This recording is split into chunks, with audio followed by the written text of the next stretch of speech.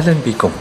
قال المدرب كارلو أنشيلوتي مدرب ريال مدريد إنه سعيد جدا بأداء المهاجم كيليان مبابي الذي سجل هدفا في الفوز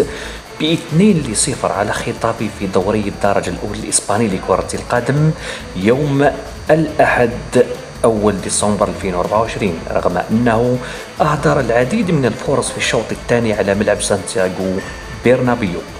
وأصبح قائد فرنسا 25 عاما منضم في صفقة انتقال مجانية من باريس سان جيرمان في يونيو هداف ريال مدريد في الدوري بالتساوي مع فينيسيوس جونيور، ولكل منهما 8 أهداف. وبعد أداء متواضع في خسارة ريال مدريد ب2-0 أمام مضيفه ليفربول في دوري أبطال أوروبا يوم الأربعاء، عندما فشل في إزعاج الدفاع المنافس وأهدر ركلة جزاء في الشوط الثاني، قدم مبابي عرضا قويا ضد خطافه ليسجل هدفه